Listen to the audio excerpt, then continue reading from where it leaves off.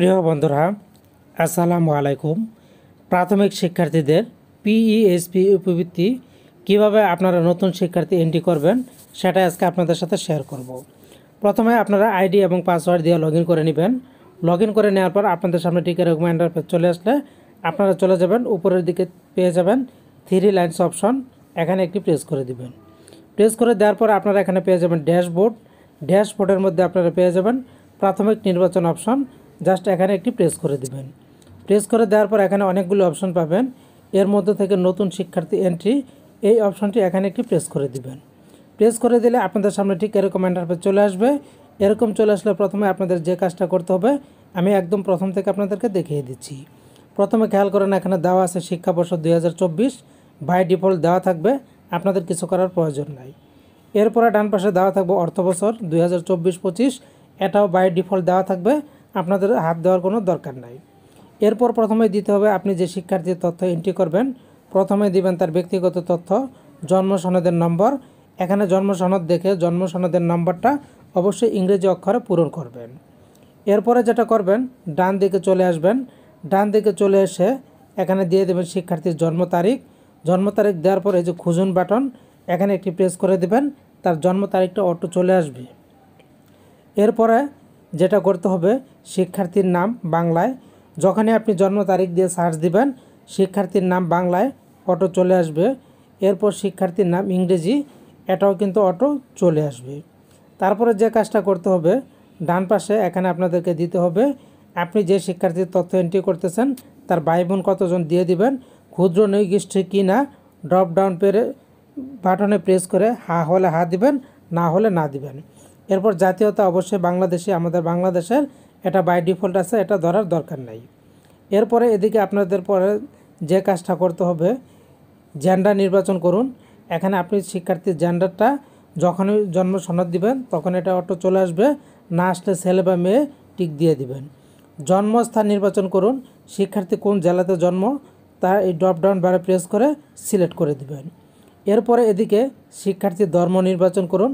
এখানে আপনারা দেখতে পাচ্ছেন ড্রপ ডাউন বার, এখানে প্রেস করে ধর্ম, ইসলাম ধর্ম হোক, হিন্দু ধর্ম হোক, বৌদ্ধ ধর্ম হোক, যেটাই হোক দিয়ে দিবেন। এরপরে যেটা দিতে হবে, শিক্ষার্থী, এই যে খেয়াল করুন শিক্ষার্থী অপশনটি ড্রপ ডাউন বারে প্রেস করে দিবেন। প্রেস করে দিলে এখানে আসছে শিক্ষার্থী।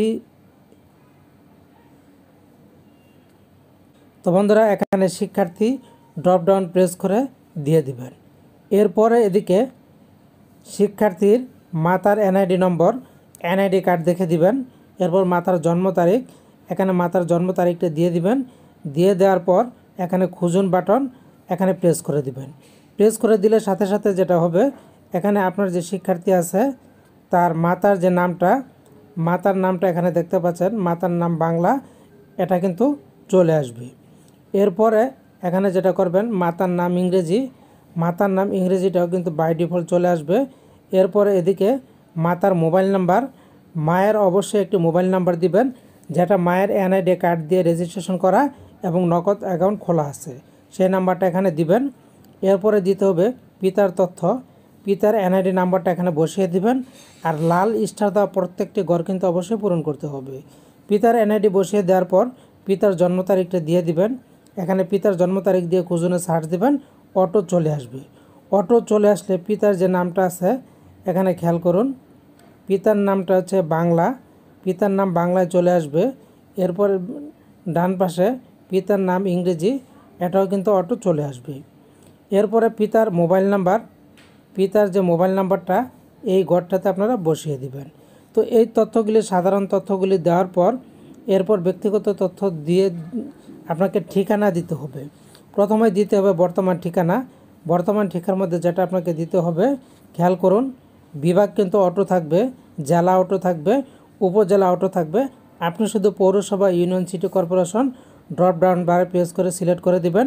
পোস্ট অফিসের কোডটা লিখে দিবেন এবং গ্রামের নামটা লিখে দিবেন। লিখে দেওয়ার পর এবার চলে যাবেন স্থায়ী ঠিকানাতে। স্থায়ী ঠিকানার মধ্যে যদি একই হয় শুধু এই বক্সে টিক দিবেন, অটো চলে আসবে। আর যদি এক না হয় বিভাগ নির্বাচন করবেন, জেলা নির্বাচন করবেন, উপজেলা নির্বাচন করবেন, পৌরসভা, সিটি কর্পোরেশন নির্বাচন করবেন। আর অবশ্যই প্রত্যেকটার ড্রপ ডাউন বারে প্রেস করবেন। ডান দিকে পোস্ট অফিসের কোড লিখে দিবেন এবং গ্রামের নামটা লিখে দিবেন।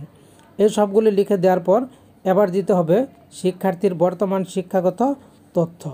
শিক্ষাগত তথ্যের মধ্যে বিভাগ ঢাকা, জেলা দেখুন আমার জেলা গাজীপুর, উপজেলা গাজীপুর সদর, ক্লাস্টার কর্মেশ্বর, এগুলি আমার যেটা আছে আপনাদেরটা এরকম বাই ডিফল্ট দেওয়া থাকবে, এখানে হাত দেওয়ার দরকার নাই।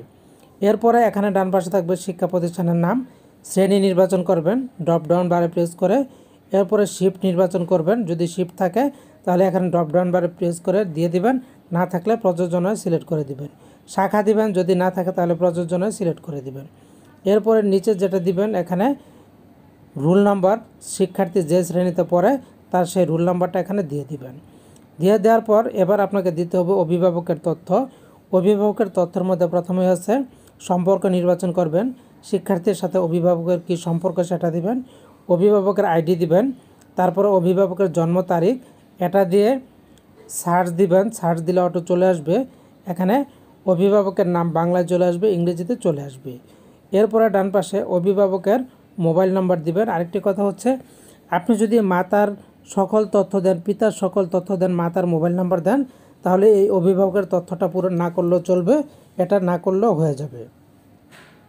এরপরে পেমেন্ট বিবরণ, পেমেন্টের বিবরণ দিবেন। মোবাইল ব্যাংকিং এটা অটো দেওয়া থাকবে, রাউটিং নাম্বার এটা অটো চলে আসবে। এদিকে ডান পাশে মোবাইল ব্যাংকিং সেবাদানকারী প্রতিষ্ঠান নির্বাচন করুন, এখান থেকে ড্রপ ডাউন বারে প্রেস করে আপনারা অবশ্যই নগদ নির্বাচন করে দিবেন, তখন এগুলো কিন্তু সব অটো চলে আসবে। তারপর অ্যাকাউন্টদারির নাম, অ্যাকাউন্ট নম্বর এগুলি অটো চলে আসবে এবং অ্যাকাউন্টদারির এনআইডি নম্বর এটাও কিন্তু অটো চলে আসবে। তো এই বিষয়গুলো সবগুলো আপনারা ভালো করে দেখে বুঝে তারপরে পূরণ করবেন। শেষ মাসে নিচে গিয়ে পেয়ে যাবেন সংরক্ষণ নামের অপশন, এখানে প্রেস করে দিবেন। এখানে প্রেস করে দিলে সংরক্ষণ হয়ে যাবে। এভাবে মূলত আপনারা নতুন শিক্ষার্থীগুলি এন্ট্রি দিতে পারবেন। তো বন্ধুরা, আশা করছি আপনারা বুঝতে পেরেছেন। ভালো থাকুন, ধন্যবাদ।